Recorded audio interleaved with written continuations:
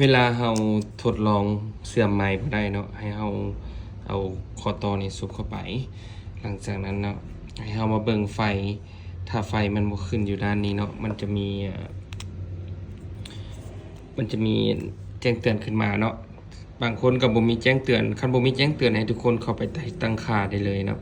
ถ้าว่ามีแจ้งเตือนแบบนี้ขึ้นมาให้ทุกคนกดเข้าไปที่ตั้งค่านี้เนาะหลังจากนั้นให้ทุกคนไปเปิดสัญญาณเนาะ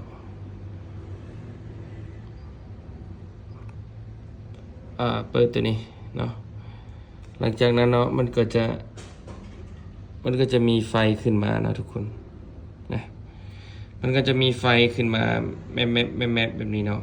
หลังจากนั้นเขาก็ไปเปิดตัวไมค์ได้เลยเนาะสำหรับ Android ที่ว่าบ่มีอันนั้นเนาะสำหรับ Android ที่ว่าเพิ่นมันบ่สามารถเชื่อมต่อได้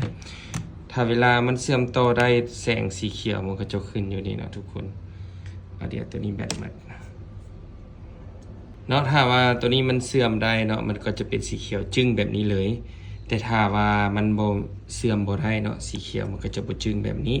เนาะมันก็จะมีไฟอยู่อันนี้เป็นจึ้งไว้เลยเนาะเห็นบ่ไฟมันก็จะจึ้งแบบนี้เนาะถ้าว่ามันบ่เสื่อมกันมันจะมีแสงแ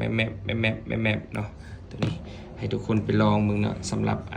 โทรศัพท์ Android ที่ว่ามันบ่ได้เนาะให้ทุกคนเข้าไปที่ตั้งค่าเข้าไปที่ Hotspot เนาะเข้าไปเพิ่มเติมเข้าไปที่ตั้งค่าก็ได้นะแล้วเข้าไปที่ Hotspot เด้อตัวเสีย Wi-Fi เนาะให้มาเลือกอันนี้เนาะ OTG นี่เนาะทุกคนเนาะหรือว่าของไผที่มันคล้ายคือกันก็สามารถเลือกเปิดใช้ก่อนได้เนาะ